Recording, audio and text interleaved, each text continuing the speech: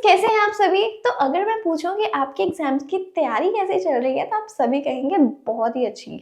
लेकिन यहाँ पे मेरे पास आपके लिए एक बहुत इंपॉर्टेंट क्वेश्चन है। आप अपनी एनसीईआरटी को अच्छे से कर रहे हो, अदर अपनी हेल्प बुक्स को भी पढ़ रहे हो, लेकिन क्या आपने अभी तक एक्टिविटीज को अच्छे तरीके से समझने की कोशिश की?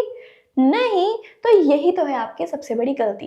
तो हम लोग क्या सोचते हैं, हमें लगता है कि हम लोगों ने हमारी एनसीईआरटी को अच्छे से पढ़ लिया है, हमने इतनी सारी हेल्प बुक्स पढ़ ली हैं, अब तो हमारे मार्क्स जो है फुल आने चाहिए। लेकिन इन सभी चीज़ों में हमें एनसीईआरटी में जो एक्टिविटीज गिवन होती हैं हम लोग उन्हें पढ़ना तो भूल ही जाते हैं, जबकि ये बहुत इंपॉर्टेंट पार्ट बनते हैं हमारे बोर्ड एग्जामिनेशंस में। मतलब अगर आपको 100% स्कोर करना है तो उसके लिए आपको अपनी साइंस की टेक्स्ट बुक की जो एक्टिविटीज है उनकी डीप नॉलेज होना बहुत ही जरूरी है। तो आपके इसी प्रॉब्लम को सॉल्व करने के लिए मैं आज आपके लिए लेके आई हूँ वन शॉर्ट वीडियो, जिसमें हम लोग chapter 1 that is chemical reactions and equations, इसकी सभी एक्टिविटीज को समझ लेंगे बस चंद ही मिनटों में।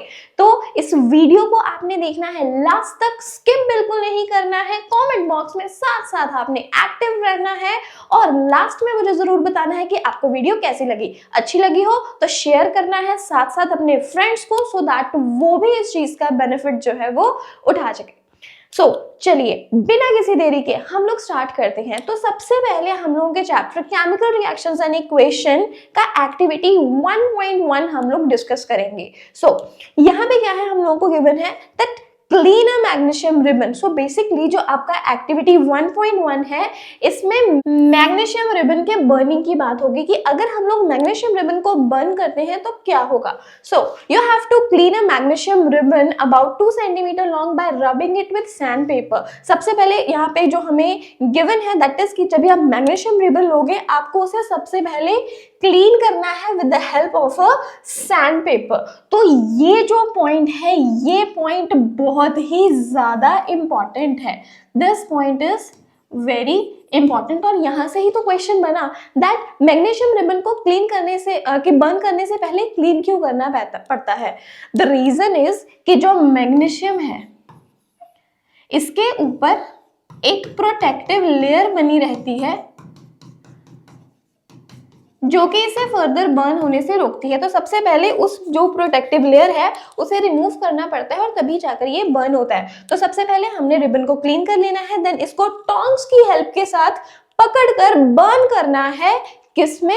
बंसन बर्नर की हेल्प के साथ। तो आपने क्या याद रखना है, जब भी आप मैग्नीशियम रिबन को बर्न करते हो, मैग्नीशियम रिबन को बर्न करने पर निकलती है व्हाइट डैजलिंग फ्लेम। क्या मिलती है यहाँ पे आपको? White dazzling flame. Dazzling flame बोलते हैं जिसमें बहुत ही ज्यादा चमक रहती है, बहुत ज्यादा चमकीली एक व्हाइट कलर की जो फ्लेम है उसमें से पैदा होती है। तो ये पॉइंट है यहाँ पे, ये कीवर्ड है जो आपको याद रखना है। इसके बाद जब ये मैग्नीशियम रिबन बर्न हो जाता है, इसके एशेस को अगर आप कलेक्ट करते हो तो इसके जो एशेस हैं ये मिलेंगे आपको व्हाइट कलर के। सो बेसिकली हुआ क्या, जब मैग्नीशियम को बर्न किया गया ऑक्सीजन की प्रेजेंस में तभी ये कन्वर्ट हो गया मैग्नीशियम ऑक्साइड में। तो ये जो आपको ऐश मिल रहे हैं, व्हाइट एशेस हैं, ये व्हाइट ऐश हैं मैग्नीशियम ऑक्साइड के। ओके, सो ये एक्टिविटी हमें यही समझा रही है। तो यहाँ पे देखो क्या क्या लिखा है। बर्न करने के बाद क्वेश्चन यही है, व्हाट डू यू ऑब्जर्व। आपने क्या ऑब्जर्व किया? ऑब्जर्वेशन में यही है, मैग्नीशियम रिबन को अगर आप ऑक्सीजन में बर्न करोगे आपको मैग्नीशियम ऑक्साइड मिलेगा। मैग्नीशियम ऑक्साइड का कलर क्या है यहाँ पर? व्हाइट। अब बोर्ड एग्जाम में यहाँ से आया था मल्टीपल चॉइस क्वेश्चन 2020 एग्जामिनेशन में, तो उन्होंने क्या पूछ लिया, कहते कि जब भी आपने मैग्नीशियम रिबन लिया, उसको बर्न किया, उसके एशेस को कलेक्ट कर लिया, एशेस को कलेक्ट किया है आपने जिस चाइना डिश में, वो चाइना डिश जो है वो गीली है, वेट चाइना डिश में आपने इसको कलेक्ट किया। अगर वेट चाइना डिश में हम लोगों ने इसको कलेक्ट किया है तो बेसिकली होगा क्या, अगर मान लो ये जो चाइना डिश है ये वेट है, बना क्या? Magnesium oxide.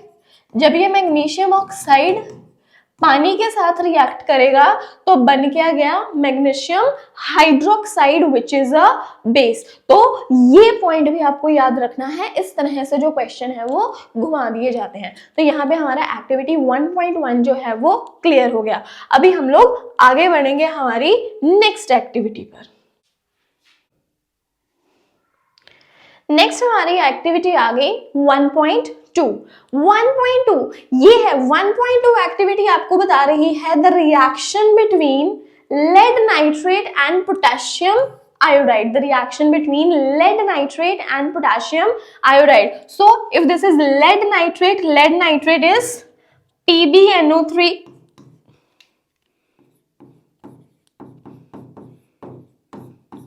whole twice, PbNO3 whole twice, this is lead nitrate। और इसमें हम लोग ऐड क्या कर रहे हैं, potassium iodide that is Ki। Potassium iodide and lead nitrate दोनों ही जो हैं वो कलरलेस रहते हैं, लेकिन जैसे ही हम इन दोनों को मिक्स करेंगे, मिक्स करने के बाद हम लोगों को मिलेंगे येलो कलर के प्रेसिपिटेट। हमें क्या मिलेंगे, we will get yellow precipitate. और ये प्रेसिपिटेट किस चीज के हैं भाई, ये कैसे बताओगे? तो इसके लिए आपको जो रिएक्शन है वो पता होना चाहिए। So when you have led nitrate और इसका रिएक्शन हम लोग करवा रहे हैं पोटेशियम आयोडाइड के साथ, तो होगा क्या, डबल डिस्प्लेसमेंट रिएक्शन पढ़ चुके हो ना। सो लेड का मिलेगा आपको आयोडाइड, क्या मिलेगा, लेड आयोडाइड, और साथ में होगा पोटेशियम नाइट्रेट।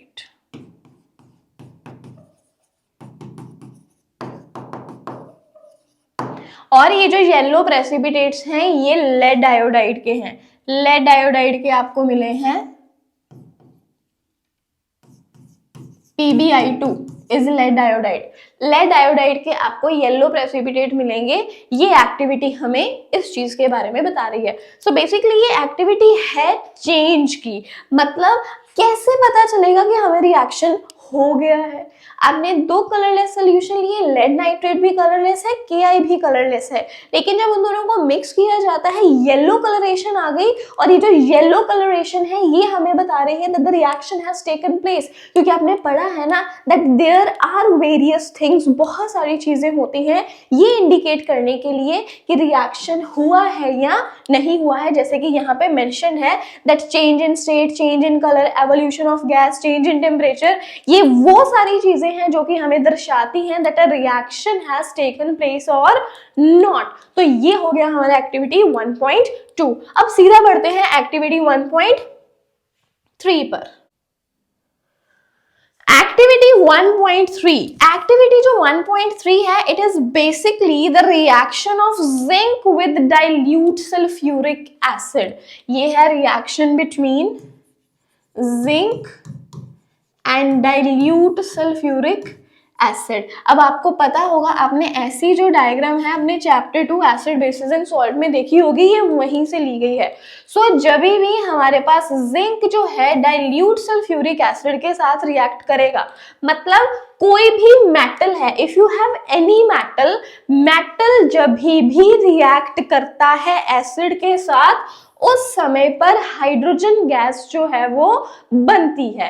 तो यही है that you have to take few zinc granules. इन्होंने यहाँ पे कॉनिकल फ्लास्क ले रखा है, या फिर आप टेस्ट ट्यूब में रिएक्शन करवा सकते हो, तो किसी भी तरीके से रिएक्शन पॉसिबल है। उसमें ऐड करना है डाइल्यूट हाइड्रोक्लोरिक एसिड या सल्फ्यूरिक एसिड। तो जैसे मैंने आपको बताया मेटल का रिएक्शन एसिड के साथ करवाना है, चाहे HCl ले लीजिए चाहे H2SO4 ले लीजिए। ओके, देन बताना है आपने क्या ऑब्जर्व किया। क्या ऑब्जर्व करोगे कि यहां से जो है हाइड्रोजन गैस इवॉल्व होगी, और हाइड्रोजन गैस की इवॉल्व जो एवोल्यूशन है उसे हम लोग टेस्ट कैसे कर सकते हैं, with the help of a burning candle. अगर यहाँ से पॉप साउंड प्रोड्यूस होती है तो इसका मतलब उसमें हाइड्रोजन गैस है। तो ये भी हो गया ना कि एवोल्यूशन ऑफ गैस, ये भी हमें दर्शा रहा है that reaction has taken place. तो यहाँ पे सिंपली यही है कि अगर आप एक कॉनिकल फ्लास्क ले रहे हो, उसमें आपने एसिड लिया, ऊपर से जिंक डाल दिया और सडनली उसमें से गैस इवॉल्व होनी शुरू हो जाएगी, ठीक है। अगर उसके नजदीक हम लोग बर्निंग कैंडल लेकर आएंगे तो वो पॉप साउंड के साथ बर्न करेगी, which will indicate that a gas is being evolved out there and और the reaction has taken place. तो यही है यहाँ पे एक्टिविटी 1.3 में। रिएक्शन को कंप्लीट कर लेते हैं। जिंक प्लस H2SO4, जिंक का आपको मिलेगा sulphate, that is ZnSO4 along with the evolution of hydrogen gas। ये है इसका रिलेटेड केमिकल इक्वेशन। आगे बढ़ते हैं।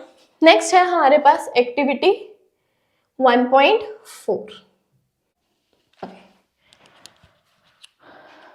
So this is activity 1.4। यहाँ पे activity 1.4 में there is a reaction between calcium oxide and water। तो कहा जा रहा है that एक छोटे से बीकर में आपको कुछ अमाउंट लेनी है कैल्शियम ऑक्साइड की। आपको क्या करना है, यहाँ पे आपको कुछ अमाउंट लेनी है कैल्शियम ऑक्साइड की। कैल्शियम ऑक्साइड लेना है, उसमें वाटर ऐड कर देना है slowly slowly and then you have to observe the change. यहाँ पे देखो स्पेसिफिकली बोला जा रहा है that do you feel any change in temperature. मतलब यहाँ पे स्पेशल ये जो एक्टिविटी है ये इंडिकेट करने के लिए है that combination reactions are exothermic in nature. So basically किया क्या, सो बेसिकली यहाँ पर calcium oxide which is also known as quicklime, calcium oxide का रिएक्शन करवाया जा रहा है वाटर के साथ। तो जब ही ये कैल्शियम ऑक्साइड वाटर के साथ रिएक्ट करेगा हमें मिलेगा calcium hydroxide, that is CaOH whole twice. Calcium oxide का नाम याद रखना is quicklime and calcium hydroxide is slaked lime. ये चीज बहुत ज्यादा इंपॉर्टेंट है। यहाँ पर कैल्शियम ऑक्साइड को क्विकलाइम बोलते हैं और कैल्शियम हाइड्रोक्साइड को स्लेकलाइम बोलते हैं। तो ये चीज है, जब भी आप इस बीकर को टच करके देखोगे आपको ये बीकर जो है वो गर्म मिलेगा, मतलब कुछ अमाउंट ऑफ हीट इवॉल्व हुई है and the reaction is exothermic in nature. So this is the point here कि जब भी हम लोगों ने वाटर ऐड किया, क्विकलाइम जो है क्विकलाइम चेंज हो गया slaked lime, the beaker becomes hot and its temperature rises, indicating that combination reactions are exothermic in nature. Very good, it's done now। आगे बढ़ेंगे। This activity is very important, that the decomposition reaction, ये decomposition reaction वाली जो activity है ये बहुत ज़्यादा important है। सबसे पहले activity 1.5 को discuss करेंगे। ये बता रही है हमें thermal decomposition of ferrous sulfate। ferrous sulfate हमारे पास क्या है, FeSO4। FeSO4 को कहते भी हमने कर दिया हीट। जब भी हमने FeSO4 को हीट करा तो यहां से बनेगा हमारे पास Fe2O3 along with the evolution of two gases SO2 and SO3। दो गैसेस इवॉल्व हो रही हैं, SO2 gas and the SO3 gas. ये जो सारी की सारी एक्टिविटी है ये SO2 एंड SO3 की एवोल्यूशन के साथ रिलेटेड है, क्योंकि आप यहाँ से इमेज में देख सकते हो कि जो बच्चा है ये इस एक्सपेरिमेंट को परफॉर्म कर रहा है और आप देख सकते हो that there is a burner है यहाँ पर, ठीक है। बर्नर में टेस्ट ट्यूब लिया, टेस्ट ट्यूब में डाल दिया फेरस सल्फेट और उसको हीट करना शुरू कर दिया और आप देख सकते हो यहाँ पे डायग्राम में कुछ इवॉल्व हो रहा है ऐसा दिखाया जा रहा है।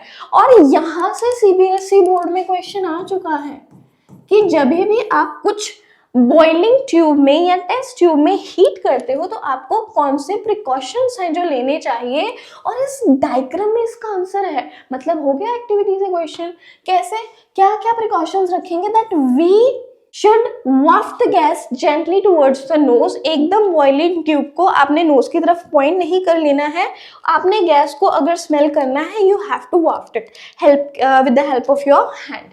And then do not point the mouth of the boiling tube at your neighbours or yourself. वही जो मैंने आपको बताया कि जो बॉइलिंग ट्यूब है बिल्कुल आपको अपनी फेस की तरफ, जो अपने नेबर की फेस की तरफ नहीं करना है, सो दैट कोई केमिकल की वजह से एक्सीडेंट ना हो। तो यहाँ से क्वेश्चन आ चुका है जो बॉइलिंग ट्यूब को अगर आप उसमें कुछ वर्क कर रहे हो तो आप क्या हैंडलिंग प्रिकॉशंस यूज करोगे। ओके ओके, नाउ ये देखो फिगर जो 1.4 है ये शो ही ये कर रही है that what is the correct way of heating the boiling tube containing crystals of ferrous sulphate. अब यहाँ से याद क्या रखना है दैट जो SO2 एंड SO3 है, the sulphur dioxide and sulphur trioxide इसमें जो बना है, इनकी वजह से एक बहुत ही पंजेंट स्मेल, कैसी स्मेल मैं बोल रही हूँ, पंजेंट या फिर कह लो सफोकेटिंग स्मेल जो है वो प्रोड्यूस होती है। तो जब भी सफोकेटिंग और पंजेंट स्मेल आनी शुरू हो जाती है देन हमें पता चल जाता है इसमें गैसेस का जो एवोल्यूशन है वो हो रहा है। ओके, देन यहाँ पे मेन क्वेश्चन क्या है, observe the colour of the crystals after heating. Heat करने के बाद आपको जो क्रिस्टल्स है उसके कलर को नोट करना है। तो याद रखिएगा जो फेरस सल्फेट है, फेरस सल्फेट का कलर रहता है ग्रीन, और ये जो ग्रीन कलर है हीट करने पर चेंज हो जाता है इनटू रेडिश ब्राउन। तो जो कलर है वो ग्रीन से चेंज हो जाएगा टू रेडिश ब्राउन, क्योंकि आपको पता है ये जो फेरिक ऑक्साइड है Fe2O3 ये वही रस्ट वाला फॉर्मूला है। तो जिस तरीके का रस्ट रहता है वैसा कलर जो है इसमें डेवलप होना शुरू हो जाता है। तो इसके बाद और क्या है, you can also smell the characteristic odour of burning sulphur. Burning sulphur के जो ओडर है आप उसको कैरेक्टरिस्टिक ओडर को महसूस कर सकते हो। स्मेल बहुत ही पंजेंट और सफोकेटिंग रहती है। तो ये पॉइंट है यहाँ पर कि जब भी हमने फेरस सल्फेट लिया जो कि ओरिजिनली एग्जिस्ट करता है एज FeSO4.7H2O, मतलब ये एक हाइड्रेटेड सॉल्ट है, हीट करने पे ये अपने वाटर मॉलिक्यूल्स को पहले लूज करता है और जब ये एनहाइड्रस फॉर्म में आ जाता है देन ये फेरिक ऑक्साइड में कन्वर्ट होगा along with the evolution of SO2 and SO3, जो कि एक बहुत ही सफोकेटिंग स्मेल क्रिएट करते हैं। और फेरिक ऑक्साइड एक सॉलिड है जिसका कलर आपको मिलेगा रेडिश ब्राउन। डन, अभी बढ़ेंगे हम लोग हमारी नेक्स्ट एक्टिविटी पे। ओके, नेक्स्ट है हमारे पास एक्टिविटी 1.6। एक्टिविटी 1.6 है हमारी related to thermal decomposition of lead nitrate. It is related to thermal decomposition of lead nitrate. तो यहां पे आपको क्या याद रखना है that when you have lead nitrate, जब आप lead nitrate की बात कर रहे हो, lead nitrate is PbNO3 whole twice. Lead nitrate is PbNO3 whole twice.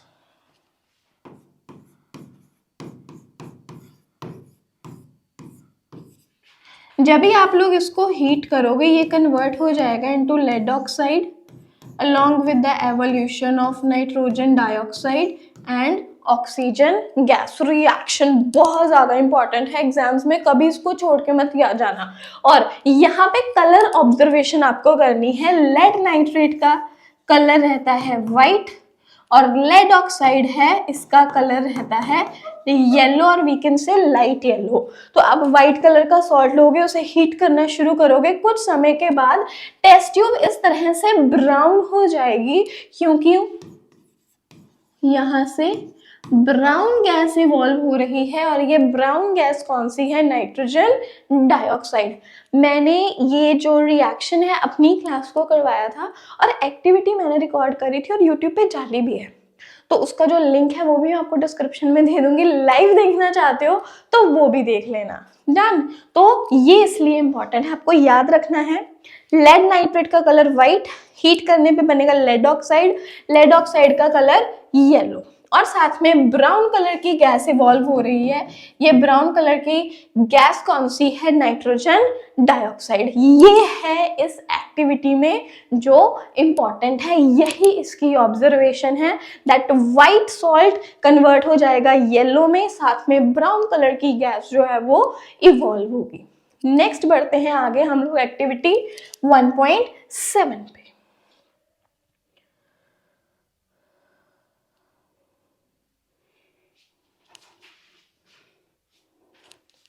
Activity 1.7 related है to the electrolytic decomposition of water. So ये जो इन्होंने सेटअप दिया है, इसकी बजाय हम लोग एक बड़ा सा सिंपल सा सेटअप लगा सकते हैं। We could take a beaker और उसमें हम लोग पेंसिल दोनों एंड से शार्पन करी हुई डाल सकते हैं। क्यों? क्योंकि ये पेंसिल्स बनी हुई हैं ग्रेफाइट के। आपको पता है ना, जो पेंसिल लेड है that is basically graphite, and graphite can conduct electricity. Graphite जो है वो इलेक्ट्रिसिटी कंडक्ट करता है। सो ये जो कार्बन है, graphite is basically carbon. Graphite क्या है? कार्बन। तो हमने कार्बन, ये जो दो पेंसिल्स है इस वक्त यहाँ पर इलेक्ट्रोड्स का काम करेंगी।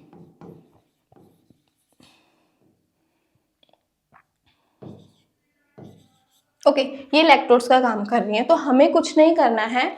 ये जो पेंसिल्स हैं इनको कनेक्ट कर देना है टू बैटरी। 9 से 12 वोल्ट की बैटरी आप ले सकते हो। एक पेंसिल को आप लोग कनेक्ट कर देंगे to the negative terminal of the battery, और दूसरे का पॉइंट जो है जहां पे ग्रेफाइट है, जो सिक्का है उसका, और उसको कनेक्ट कर देंगे to the positive terminal of the battery. और कुछ समय बाद आप देखोगे कि यहाँ से बबल्स निकल रहे हैं। जो एंड टच है, यहाँ पे जो एंड हमने कनेक्ट कर रखा है with that of the negative terminal, वहां पे इवॉल्व हो रही है हाइड्रोजन गैस, और पॉजिटिव टर्मिनल है वहां पे इवॉल्व हो रही है ऑक्सीजन गैस। क्योंकि जो पूरा बीकर है हम लोगों ने उसमें भर रखा है पानी, और रिएक्शन को अच्छे से करवाने के लिए हमने थोड़ा सा सॉल्ट या एसिड ऐड कर दिया है कि रिएक्शन अच्छे से हो पाए। सो बेसिकली हुआ क्या, दैट योर वाटर है इलेक्ट्रिसिटी पास करने पर दोबारा से अपने कंपोनेंट हाइड्रोजन एंड ऑक्सीजन में टूट गया है। तो ये डीकॉम्पोजिशन रिएक्शन है। डीकॉम्पोजिशन हो किसकी रही है? वाटर की। कब हो रही है? इलेक्ट्रिसिटी पास करने पे। तो इसलिए ये क्या हो गया? Electrolytic decomposition of water. कि अगर आप पानी को इलेक्ट्रिसिटी की हेल्प से डीकम्पोज कराओगे, वो दोबारा से हाइड्रोजन एंड ऑक्सीजन बनाएगा।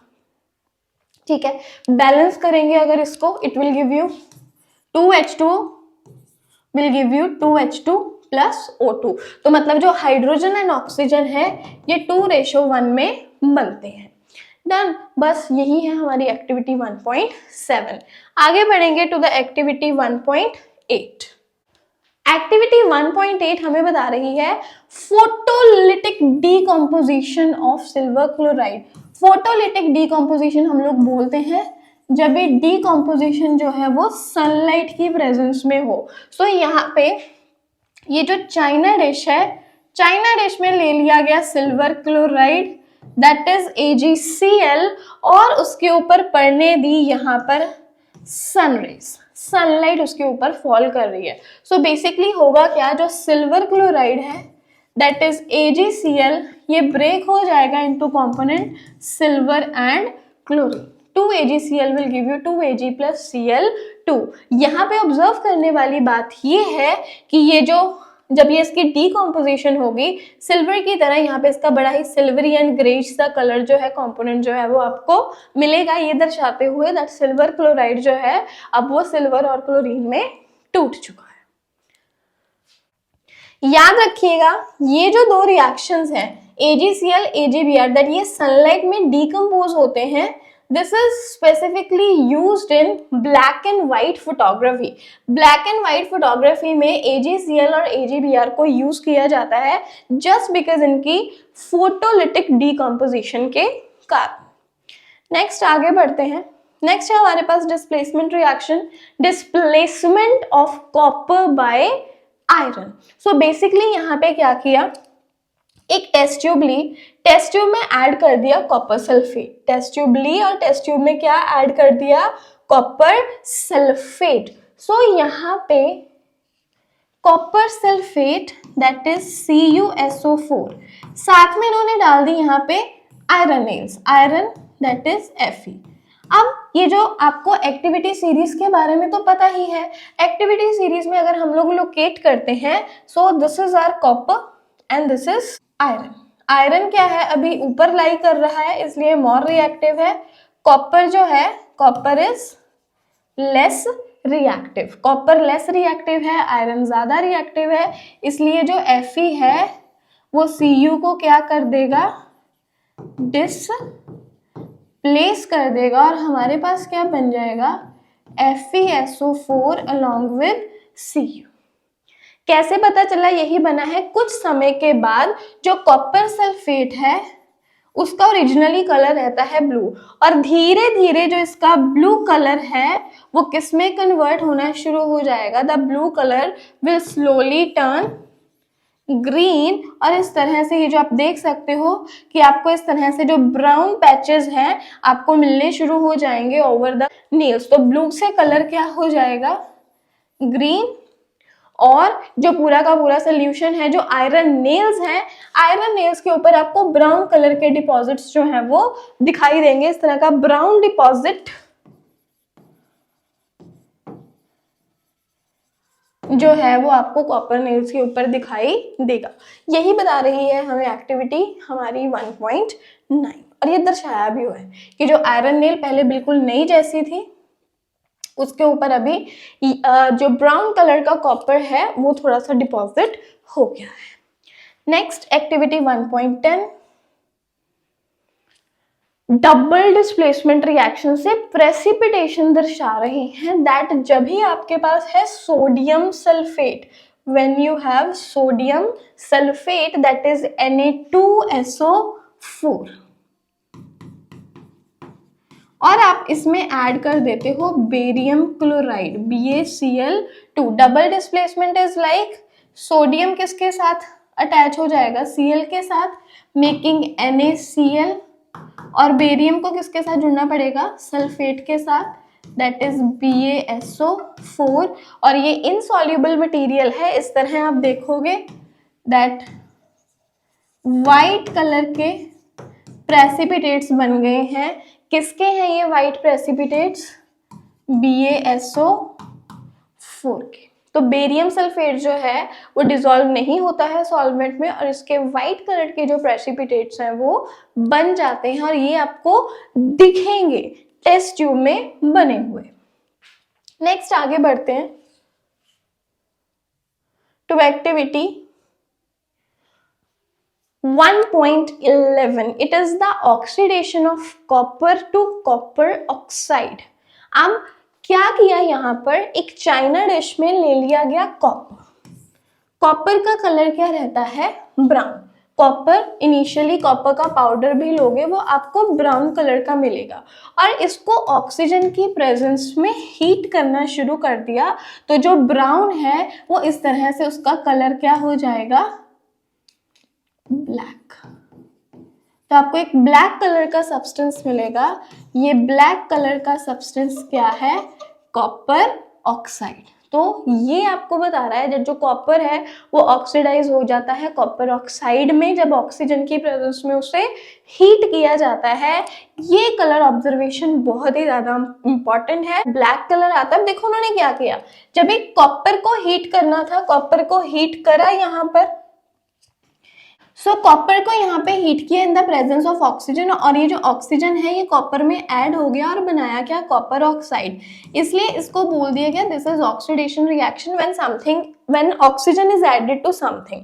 अब क्या करा उन्होंने, ये जो कॉपर ऑक्साइड बना इसके ऊपर से क्या पास कर दी, हाइड्रोजन गैस। अब हाइड्रोजन ने क्या किया, इसके ऑक्सीजन को ले लिया। ऑक्सीजन अब किसके साथ चला गया, हाइड्रोजन के साथ, और बन क्या गया, H2O। ठीक है, बन क्या गया, H2O। अब कॉपर फिर से, मतलब कि क्या है, यहाँ से जो कलर है वो फिर से रीगेन हो जाएगा and this process is called as reduction. तो मतलब जब भी किसी चीज में ऑक्सीजन ऐड हो रहा है दैट इज ऑक्सीडेशन, किसी चीज से ऑक्सीजन जा रहा है दैट इज रिडक्शन।